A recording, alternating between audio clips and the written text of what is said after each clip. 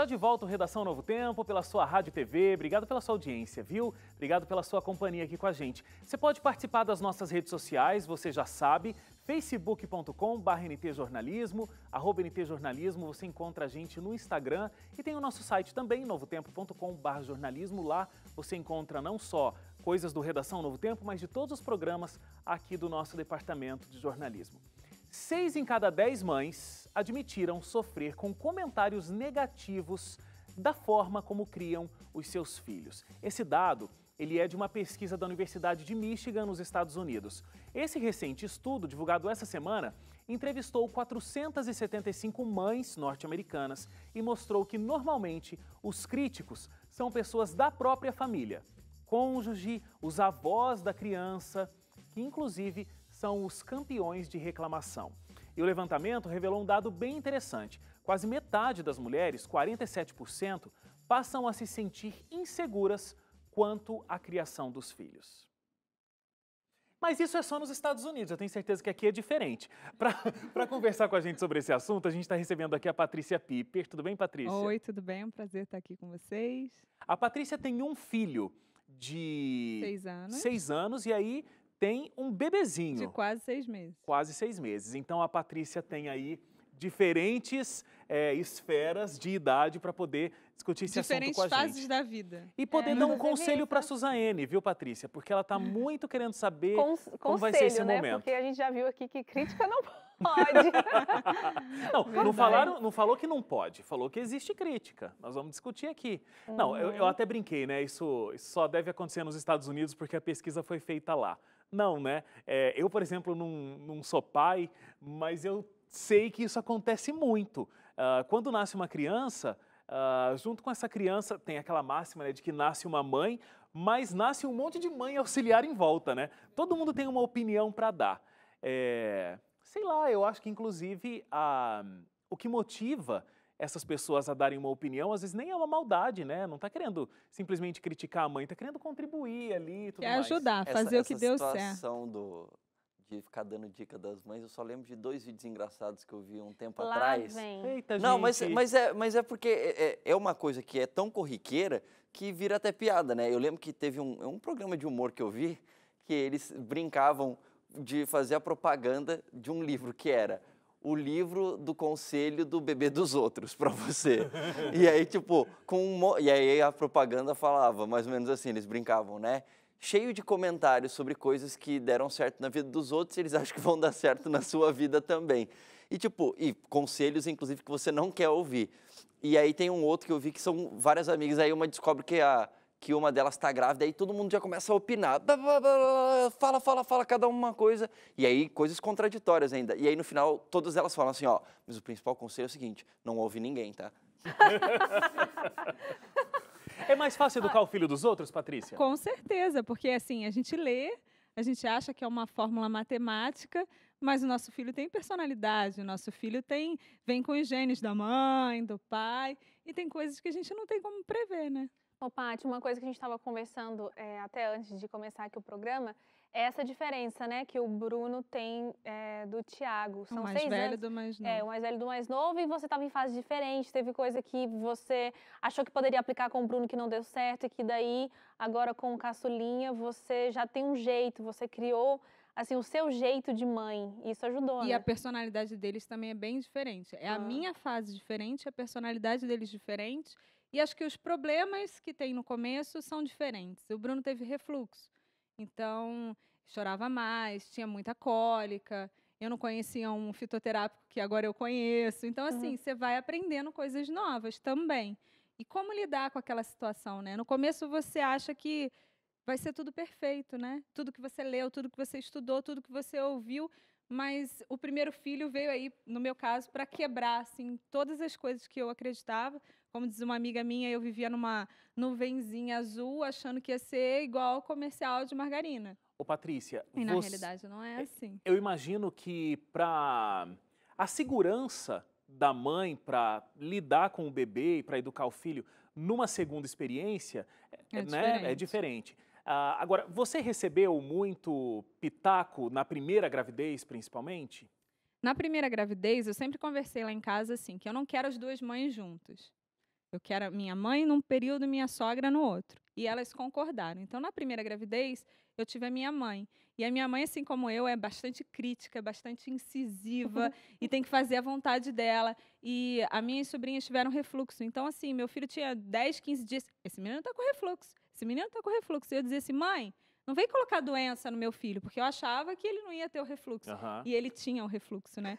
Então, assim, é complicado, porque você não quer aceitar determinadas coisas. E agora, viu, Suzane? Uma tua hora tá chegando. E ele tinha o refluxo, e o refluxo dele era bem severo. Não era doença a ponto de ser operado, mas ele mamava 40 minutos e ponha tudo para fora. Agora, você se sentia como essas mulheres na pesquisa? 47% acabaram admitindo que se sentiram inseguras por conta desse... Palpitaiada. Palpitaiada, essa palavra é ótima. Era ela que eu precisava. Exatamente. É que o pessoal de casa vai me entender. Principalmente do interior de São Paulo. É muito pitaco, né? Todo mundo falando. Me sentia, assim, insegura, porque eu não sabia, né? É o que você falou lá no começo, né? De um filho para o outro, a gente vai aprendendo algumas coisas. Mas eu acho também que existe, assim, uma questão de instinto, né? A gente desconhece até vivenciar. Você sabe quando seu filho está chorando que é fome, você sabe quando ele está com dor. Não no primeiro dia, nasceu, as primeiras horas, não.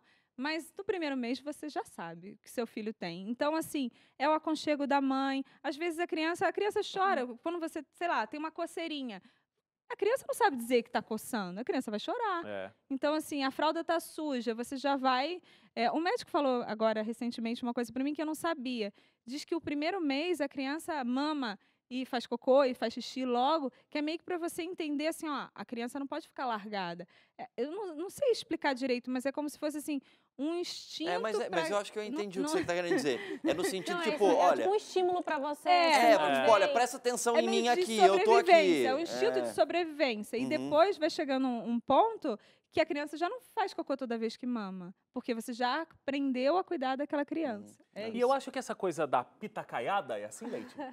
Foi mais ou menos isso, né? Agora... Palpitaiada. Palpitaiada. Eu acho que começa até antes da criança chegar. Já não tem um monte de palpitaiada por aí, Suzane? Já. No meu caso, que sou jornalista, como uma boa jornalista, você sempre pergunta, né? Então eu já saio na frente. Cara, e pergunta muito. Já saio na frente toda mãe. Você que não tem filho, né? Toda mãe que encosta para uma conversa, então eu já saio perguntando como ela faz isso, o que ela acha daquilo, aquilo outro. E o mesmo ponto eu pergunto para várias mães e todas elas acabam se divergindo. É incrível como, pelo menos as pessoas que eu perguntei, cada uma pensa de um jeito diferente sobre o mesmo ponto. Agora, por exemplo... É meio óbvio, né? Porque cada criança é uma criança, cada um viveu a sua experiência, né? Exatamente. Então você pensa assim, então não tem uma fórmula. Mas já aconteceu de eu comentar alguma coisa, então eu vou fazer isso, X assado. Deus que me livre se você fizer isso e tal, que não sei o quê. Seja, se você teve um pensamento conservador, uma pessoa liberal encosta, né, e fala que é totalmente diferente, ou ao contrário. Mas, basicamente, o que eu tenho visto muito, assim, é esse lance de alimentação e higiene, né, e sono, que acho que são as três coisas que são bastante polêmicas, que cada um tem o seu jeito, cada um tem a sua estrutura, cada família carrega o seu estilo de viver. Então, eu estou no momento, assim, de analisar. E com esse negócio de insegurança, estava estudando para a pauta, assim, o que algumas psicólogas dizem, é muito curioso, porque como eu não tenho um pensamento formado sobre diversas coisas, então eu estou muito aberta para aprender, para ouvir e ver. Só que eu sei que vai chegar uma hora que eu vou ter que tomar uma decisão sobre um estilo. Entendeu? Mas você só vai tomar essa decisão quando seu filho nascer. E você se ver, se descobrir como mãe e ter esse instinto. Não existe, não tem como. Você está vivendo a mesma... Você tá vivendo a mesma nuvenzinha azul. Ó a parpitaiada. A mesma nuvenzinha azul que eu criei. Não, isso que eu fico com medo, Paty. Por exemplo, dessa minha insegurança de não saber exatamente o que fazer, quando chegar os palpites, eu não saber lidar. Porque eu não quero me dispor com ninguém. Não, não precisa se indispor. Palpite é palpite, você não é obrigada a receber. É igual conselho, né? As pessoas dão de graça, você pega, leva pra casa e joga fora. Quanto mais, você sabe que tem gente que acha ruim quando é próximo de você, de repente, não aplicar aquilo que... Não, as pessoas vão achar ruim, mas é igual a Patrícia falou aqui, que ela falou pra mãe dela, mãe, não vai achar ruim? Vai, mas é mãe, vai entender. Se for um estranho, dane-se a opinião dos outros sobre o que você vai fazer. Agora, a questão é a seguinte, é o que a Patrícia falou, você vai começar a entender de verdade quando você está com aquela criança no teu colo, o bebê nasceu, está no teu colo, chorou e você está ali, está você, eu, minha esposa, a Mel, chorava e o que será que é agora? Vamos ver se é a fralda? Acerto, né? Ah, não era a fralda, será que, talvez seja fome, não era fome, o que era então? Ah, será que está com uma dorzinha? Você vai aprender, e vai aprender e não demora, você vai aprender num instantinho Quando só. a gente chegar no céu, eu quero perguntar para Deus, por que ele não colocou umas luzinhas em criança, assim, tipo, quando for fome, aí acende uma luzinha amarela, aí Mas você já descobre. é né? incrível, Mas porque tem essa luzinha. tem essa luz, é Tem a incrível. luzinha. E assim, ó, em semanas, em pouquíssimas semanas, Aprende. você sabe assim, ó, esse choro, quem tá chegando na sua casa acha que o choro é choro, mas não é. Hoje eu olho e choro acho que... você ouve, esse choro aqui é de fome, esse choro aqui tem alguma coisa incomodando ali, será é a fralda apertada, a Mel, por exemplo, ela nunca gostou de ter coisas nas mãos protegendo. Então, tinha um chorinho que era assim, o chorinho era não, porque tem alguma coisa na mão dela. Ou era a cobertinha que estava em cima, a mantinha, alguma coisa. E os pais aprendem, é natural. Você, como pai, Hélio, você sentiu essa pressão, essa crítica que as mães sofrem? Porque as minhas amigas já relataram essa experiência, né, de sofrer muito com essa crítica e às vezes mais da família, porque está próximo, né? Tinha essa pressão em cima de você que era pai? Não, a gente não sofreu tanto, talvez porque a gente estava distante, né? Nossas famílias estavam todas, as duas, bem longe de nós. Então você foi a mãe da Mel. Da Mari. A Mari. gente estava junto, nós dois, né? Você foi a pessoa que estava ali do lado dela. Sim. Talvez seja menos complicado, né? Quando você... Agora, eu entendo também que é ruim, né, essa parpitaiada. Agora, Cunhei o termo. cunhou o termo. Na multidão de conselhos existe sabedoria, né? Claro. Então também eu acho que você ouvir simplesmente, não fala comigo, eu tô aqui, eu vou resolver minha situação, fica você na sua aí, eu acho que também não é uma atitude muito inteligente. Eu acho que ouvir, mas ele falou isso, né? Ouvir, filtrar e colocar em prática o que você acha que de repente vai funcionar, colocar dentro da rotina onde você está desenvolvendo o aprendizado de como funciona aquele brinquedo novo, né, que chegou em casa. E um brinquedo é diferente do outro, né? É. E a gente, como tá diferente, eu falei isso aqui no começo, então assim, no primeiro, a minha sogra falava assim, dá um chazinho para cólica. Eu dizia, não, o meu leite é o suficiente. Eu li no artigo tal, não sei o que lá, estava instruída que a água, você não precisa da água, você não precisa da chá, você não pode porque o leite tem todas as propriedades. No segundo, eu falei assim, a senhora quer dar um chazinho? Porque, assim, não vai matar a criança se ela tomar um chazinho. Às vezes, a gente também é um tanto intransigente. Não, e mãe começa a fazer aquele negócio. A criança tem que dormir, sei lá, de 3 em 3 horas. Dizem. Meu Deus, são 2h58 do último sono. Essa criança tem que dormir, né? Tem aquela coisa da exatidão e de ter que acontecer assim, num plano cartesiano de funcionamento da vida. Agora tem uma situação que é interessante, né? A Patrícia está no segundo filho e eu tô lembrando de uma outra coisa que eu vi uma vez, e essa foi uma propaganda. Acho que era uma propaganda. Mas essa era uma propaganda de alguma empresa de fralda, eu não lembro, não era brasileira, é de algum outro país, que a situação falava o seguinte, porque mães de segundo filho recomendam essa fralda, e aí mostrava que as mães de segundo filho já sabem como lidar melhor com seus filhos. Então, tipo, mostrava uma situação de uma mãe de primeiro filho, ai, meu pai, tal, não sei o que lá. Aí a mãe de segundo filho, tipo, deixa o menino largado lá mesmo, não tem problema, porque não fica cheio de mimimi e tal, porque já perdeu os medos, entendeu? Então, eu acho que tem isso, né? Esse lance entre no universo das mulheres, entre as mulheres, é muito louco, Leite, porque às vezes, involuntariamente, rola uma certa competição. Então, se você tem uma pessoa mais experiente, uma mãe mais experiente que está à frente, tipo, eu tô gestante, aí já tem uma outra amiga ali que já tem uma bebezinha de 2 meses. Então, ela já se acha assim, tipo, a rainha, eu já sei de tudo que você não sabe. Ih, minha filha, isso aí, ó. Ih, você não sabe ainda o que vem, que tá pra vir. Imagina ela na hora que tiver. Imagina quando ela for a dona da verdade. Eu fico pensando, gente, será que depois eu vou fazer isso? Vai.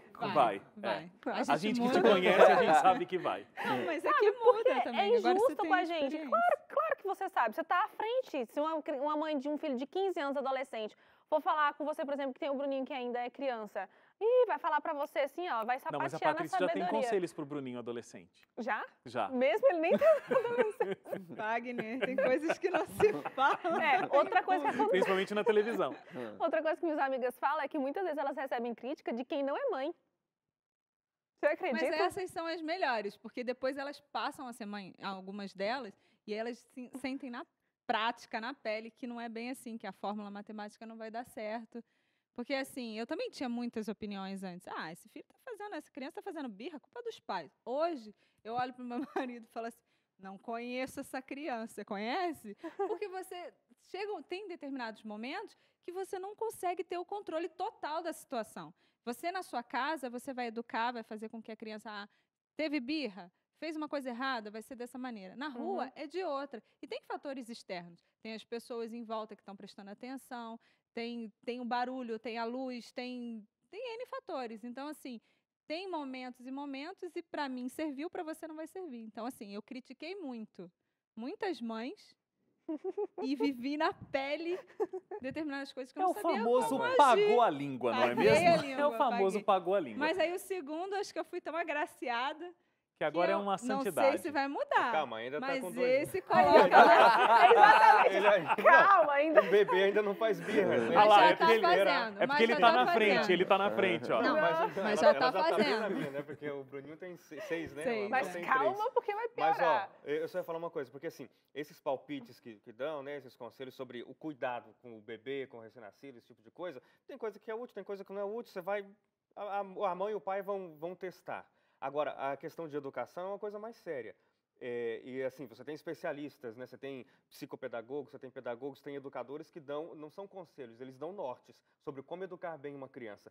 E eu acho que isso tem que ser muito bem absorvido pelos pais, porque, falando aqui de Brasil, uma criança é responsabilidade de todo mundo. Está lá no ECA. A família, o Estado e a sociedade são responsáveis pela garantia do pleno direito das crianças e adolescentes, aí lista a série de direitos. Agora, então, calma aí. Se eu posso ser penalizado por não cuidar ou não garantir o direito a uma criança, então, peraí, meu amigo, cuida bem dessa criança que está aí com você. Eduque bem, porque eu vou ser responsável depois pelo que essa criança vai se tornar também. Quando ela chegar na sociedade, numa idade, sei lá, adulta, e estiver aí destruindo o mundo, eu sou corresponsável por isso. Então, atenção. Você fala assim, mesmo você não sendo pai de X Mesmo não criança, sendo o pai de X criança, mas ó, você não está educando bem. Não posso ter a liberdade de falar com todo mundo isso, mas com aqueles que são próximos, olha, você está dando liberdades demais. Sei lá, sou amigo da Patrícia, e ela pode falar para mim, olha, Hélio, presta atenção, você não pode deixar ela fazer tudo que ela quer desse jeito. Olha, vai nisso, vai naquilo. Tem coisas que são evidentes, são óbvias, e até porque depois todo mundo vai pagar por isso. Mas E nem olhando todo mundo desse- está preparado para receber a crítica, né? Nossa, Agora, o pouquíssimos que estão. eu acho é que, o Hélio falou bem aqui, tem especialistas, tudo mais, a gente tem que buscar isso, porque às vezes os pais pensam, vou dar o meu pitaco aqui, já que não sou, às vezes os pais pensam que só a bagagem que eles têm como família e o que aconteceu na família deles e por que deu certo lá daquele jeito e tal, Naquele tempo. então é isso que basta para educar um filho. E não é assim, né? Existem pesquisadores, existem pessoas extremamente experientes, a gente pode buscar esse conhecimento para poder aplicar dentro do seio familiar e das suas especificidades, né? Mas eu tenho que terminar o programa. Patrícia, muito obrigado por ter vindo. Obrigada. Sucesso nessa caminhada sem fim, né, da maternidade. Recomeçando, né? Recomeçando. Obrigado por ter vindo. Obrigada. Então, acabou o programa. Acabou. Acabou o Tchau, programa. amigos. Eu já chamar o Opa. intervalo. Na semana que vem a gente está de volta com o nosso Poxa novo vida. uniforme. Está muito bonito. Uniforme individualizado. Você que não viu... É um uniforme diferente, não é um isso. uniforme. Então. É o uniforme de cada um. Mas é uniforme único de cada pessoa. Mas quem está ouvindo no rádio, depois entra no nosso Facebook para ver as nossas roupas. Tchau, gente. Até semana que vem. Tchau, tchau. Tchau.